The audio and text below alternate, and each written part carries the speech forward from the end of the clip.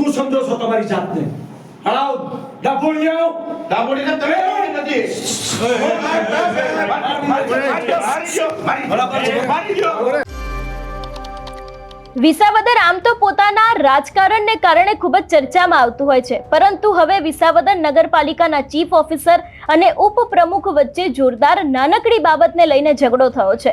શું છે સમગ્ર વિષય, કેમ ઝઘડો થયો છે, તેના વિશે વિગતે વાત કરીએ. નમસ્કાર, હું હંસિની અને તમે જોઈ રહ્યા છો નિર્ભય ન્યૂઝ. જૂનાગઢ જિલ્લાની વિસાવદર નગરપાલિકામાં વહીવટી તંત્ર અને ચૂંટાયેલા પ્રતિનિધિઓ વચ્ચે જોરદાર બબાલ થઈ છે. ભારતીય જનતા પાર્ટી શાસિત આ નગરપાલિકામાં ચીફ ઓફિસર પીજે વઘાસિયા અને નગરપાલિકાના ઉપપ્રમુખ રમેશ માંગરોળિયાના વચ્ચે ઉગ્ર બોલાચાલીને બાદ ઝપાઝપી થઈ છે. આ કિસ્સો સામે આવતાની સાથે જ અત્યારે હાલ ચકચાર મચી ગઈ છે.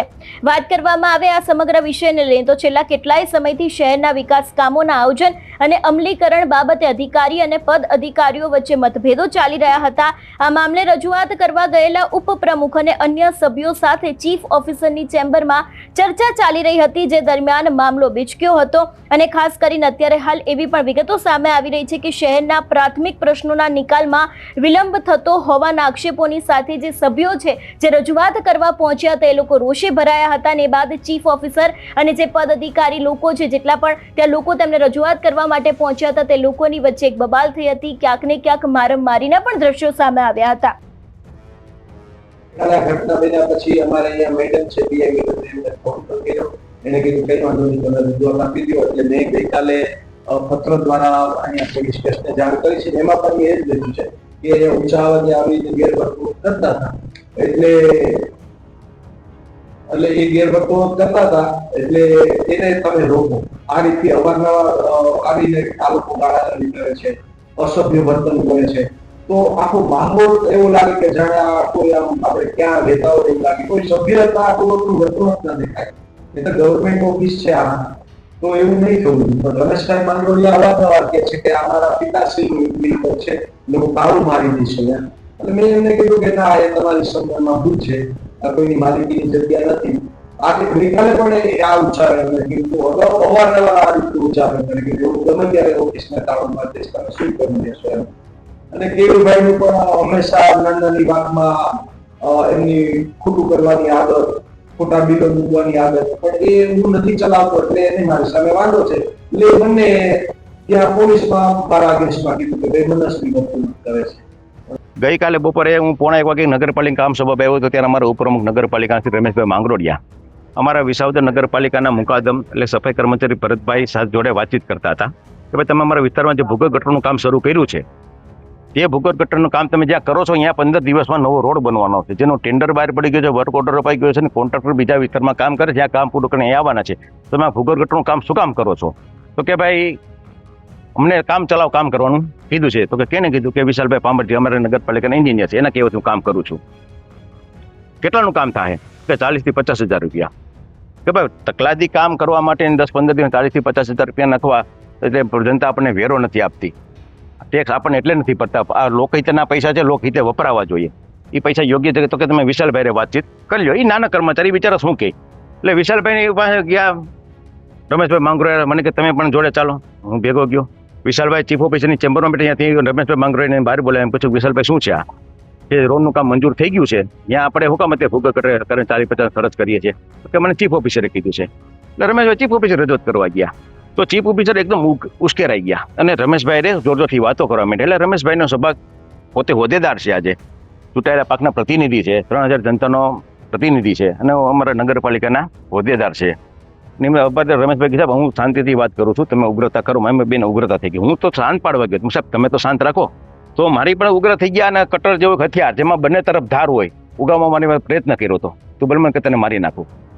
ના, ચીફ ઓફિસર પોતે એવો દાવો કરે છે હું શરીફ છું, મને સીએમ સાહેબે અહીંયા ખાસ ફરજ ઉપર મૂક્યા છે. નિવૃત્ત થયા પછી સાહેબ કે સીએમ સાહેબે મને એવું કીધું કે તમે અહીંયા તમારી સેવાનો લાભ આપો. તો આની પાસે પ્રમાણપત્ર છે, પોતે નેટ એન્ડ ક્લીન છે. તો પોતે નેટ એન્ડ ક્લીન છે, તો જ્યાં રસ્તો મંજૂર થયો છે, જ્યાં રોડનું કામ શરૂ, ત્યાં કામ ભૂગર્ભ ગટર કરાવવી જોઈએ ભાઈ. ત્યાં કામ 50,000નો ખર્ચ કરવા જોઈએ. અને ઓલરેડી વિસાવદરની નગરપાલિકામાં ફેઝ 2ની ગટર લાઈન રાજ્ય સરકાર દ્વારા મંજૂર કરવામાં આવેલ છે અને આ કામ પાણી પુરવઠા ગટર વ્યવસ્થા બોર્ડના માધ્યમથી કરવાનું છે. ઓર્ડર પણ અપાઈ ગયો છે. કામ ટૂંક સમય શરૂ થવાનું છે. એ જાણે છે પોતે બધું જાણવાનો દાવો કરે, પોતે જાણે છે તો હુકમ 50,000 રૂપિયા ખર્ચા. 15 દિવસ પહેલા જ નદી નાળા સફાઈ કરવાનું એમને અભિયાન ઉપાડ્યું. કોઈ પણ સભ્યોને, નગરપાલિકાના પ્રમુખને, ઉપપ્રમુખને કોઈને વિશ્વાસમાં લીધા નથી. 1.5 લાખનું કામ બરોબરથી એમને આપી દીધું. અને પાછા કે હું તો શરીફ છું, બીજા ખોટું કરે તો તમે શું કરો છો ભાઈ? આ કેને પૂછી તમે બોડીને વિશ્વાસ? આ તિજોરી પણ તમારો એકનો જ પંજો છે. આ વિસાવદરની જનતાના નાણાં છે. વિસાવદરની જનતા અહીંની ચૂંટાયેલી પાંખ, જ્યાં કે અહીંયા જ આ પૈસા વપરાવા જોઈએ અને લોકહિતે પૈસા વપરાવા જોઈએ. હવે હમણાં પ્રી મોન્સૂનની કામગીરી આવશે તો ત્યારે નદી નાળા સાફ કરવા પાછા પૈસા નહીં ઉધારે. અત્યારે તમે કરો છો તો રાજ્ય સરકારમાં પ્રી મોન્સૂનની કામ નદી નાળા સાફ કરવાનું છે ત્યારે પાછા પૈસા ઉધારી નાખવાના. તો 4 મહિનામાં 1.5 લાખ રૂપિયા ચૂકવી રાખવાના. તમારી ઉપર જે આક્ષેપ કરવામાં આવ્યો છે ખોટા બિલ મૂકવાનું, ખોટા બિલ મૂકવાનું કહે છે, મને ખોટું બિલ પહેલા બતાવી દો. ખોટું બિલ કેને કહેવાય? કે જે મેં માલ સપ્લાય નથી કર્યો, જે મેં સેવા આપી નથી, જેનું બિલ મૂકું, જેના આધાર પુરાવા ન મૂકું અને ખોટું બિલ મૂકું તો મને સાબિત કરતી હું. જાહેર જીવન તેથી ખોટું બિલ હોય તો જે ઝાપાની જાહેરાતની વાત કરે, શરૂઆતમાં મેં 2 જાહેરાત છાપી હતી. દયાબેન ભરતભાઈ સોલંકીના પતિ ભરતભાઈ સોલંકી કીધું કે તમારા નજીકના અખબાર મેં જાહેરાત તમે છાપી નાખ્યું, એટલે મેં છાપી હતી. એનું બિલ મેં મૂક્યું છે. પણ એ બિલ મને ચૂકવી શકે એમ નથી. હું કામ એને કે તો મારામાં કંઈ ટકાવારી કોઈ મળે એમ નથી. મને એ બિલ ચૂકવે તો અહીં એને પૈસા વાપરવાના ઓછા પડે, એના ઘરમાં ખીચામાં પૈસા આવે નહીં કોઈના, એટલા બિલ ચૂકવવાને મને ના પડી. ખોટું બિલ તમે સાબિત કરી દો સાહેબ મને. આ જાહેર જીવન તેથી તમને બહુ સનાતન સત્ય કહું છું. વિસાવદર નગરપાલિકાની અંદર થોડા સમય પહેલા ચીફ ઓફિસર અને ઉપપ્રમુખ વચ્ચે જે કંઈ બબાલ થઈ ગઈ એ આજે મીડિયા ઉપર ચર્ચિત છે. ત્યારે હાલ આપણે અહીંયા નગરપાલિકાની અંદર પહોંચ્યા છીએ.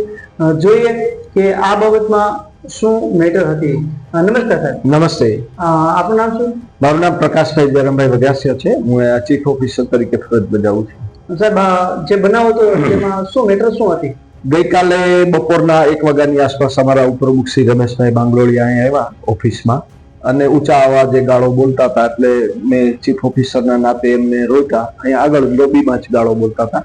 એટલે મેં એમને કીધું કેમ તમે આવું બધું કરો છો? એટલે એને કીધું કે ભાઈ અહીંયા આવ્યા મારી ચેમ્બરમાં અને એને કીધું કે તમારા એન્જિનિયર છે એને મને પૂછ્યા વગર મારા વોર્ડમાં કામ શરૂ કરી દીધું. એટલે મેં અમારા એન્જિનિયરને બોલાવ્યા. એમ કીધું ભાઈ આવું કેમ બન્યું? એને કીધું સાહેબ કામ હજુ શરૂ નથી કર્યું, રોડ બનાવવાનો હતો.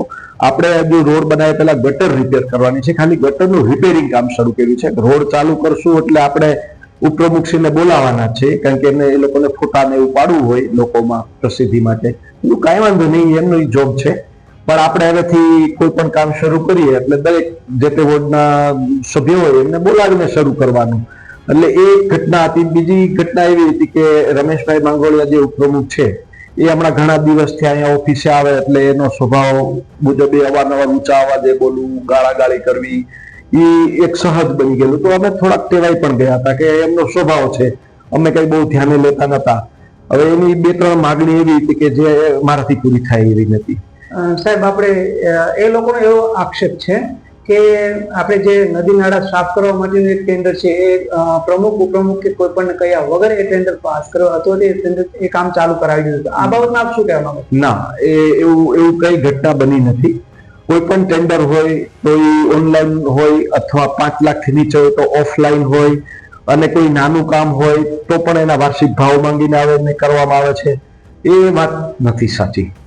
અને સાહેબ, આપશ્રીએ જે આપની પાસે કંઈક હથિયાર જેવું એ લોકો કહે છે, તો આપશ્રીએ આટલું ઉગ્ર કેવી રીતે બન્યા? આપજો. ગઈકાલે અમે અહીંયા ટેન્ડર ખોલતા હતા, ઓનલાઈન ટેન્ડર હતા. એના ટેકનિકલ બીડ એટલે કવર હતા મોટા મોટા ખાકી કલરના, એ બધા કવર અમે ખોલતા હતા. એટલે પેપર કટર એ ખોલ્યું તો અમારા એન્જિનિયર અહીંયા બેઠા હતા, એ કવર ખોલતા હતા. હવે મિનિટમાં આ લોકો બધા અંદર આવીને ગાળાગાળી ઉગ્ર રજૂઆત કરવા માંડ્યા. અને એમાં એમની સાથે કેયુભાઈ અભાણી પણ હતા. એમને પણ થોડું મન દુખ રહે છે હમણાં નગરપાલિકા તરફથી, કારણ કે એના ખોટા બિલ હોય એ હું અહીંથી મંજૂર કરતો નથી, કારણ કે એ પણ પત્રકાર તરીકે અહીંયા કામ કરે છે. એટલે અમને અહીંયા નગરપાલિકાની જાણ વગર નિવિદા હોય એમનીથી છાપી દીધી. હવે નિયમ એવો છે સરકારનો કે માહિતી ખાતાને અમે આપીએ, માહિતી ખાતા જેને આપે જે ન્યૂઝપેપર વાળા એનું બિલ અમે મંજૂર કરીએ. તો એ તો અમે ઓલરેડી પેમેન્ટ કરી દીધું. તો એક વખત અમારી જે જાહેર નિવિદા હોય, ભરતીની હોય કે કંઈ પણ જે જાહેરાત આપવાની હોય નગરપાલિકા વતી, એનું બધું પેમેન્ટ અમે કરી દીધું હતું. એ સેમ કામગીરી માટે એમણે ફરી વખત બિલ મૂક્યું. તો એકને એક કામ માટે ડુપ્લિકેટ પેમેન્ટ મારાથી ના થાય એટલે મેં એમને ના પાડી. તો એમનું વ્યક્તિગત થોડું આર્થિક પેલું નુકસાન એને દેખાયું એટલે એ કાલે ઉગ્રતા પકડી ગયા હતા. એટલે હવે એ બંનેની ઉગ્રતા વચ્ચે મેં મારી સલામતી માટે અહીંયા જે પેપર કટર હતું એ મેં મારા હાથમાં રાખ્યું હતું કે જો એ મારી ઉપર હુમલો કરે તો મારી સલામતી માટે મેં રાખ્યું હતું, પણ એમણે હુમલો નથી કર્યો કે મેં કોઈ બીજું એનું કર્યું નથી. સાહેબ, એ લોકોને એવું કેવું છે કે તમે જે કહો છો તમારા મંતવ્ય કે હું chief minister officer, chief minister ના પહેલાથી અહીંયા જરાય નહીં, કોઈ એવું મેં ક્યારેય બોલ્યો નથી. અને આવી નાની બાબતમાં ચીફ મિનિસ્ટર ના હોય, હું તો નિવૃત્ત ઓફિસર તરીકે ગવર્મેન્ટમાં નિવૃત્ત થયો અને મને ફરજ આપી છે. એમની ભલામણથી હું અત્યારે ના ના, મેં ક્યારેય એવું બોલ્યો નથી, હું કોઈની ભલામણથી નથી આવ્યો, એવું કઈ છે નહીં. આ બાબતના આપશ્રીએ આગળ શું પગલા લીધા?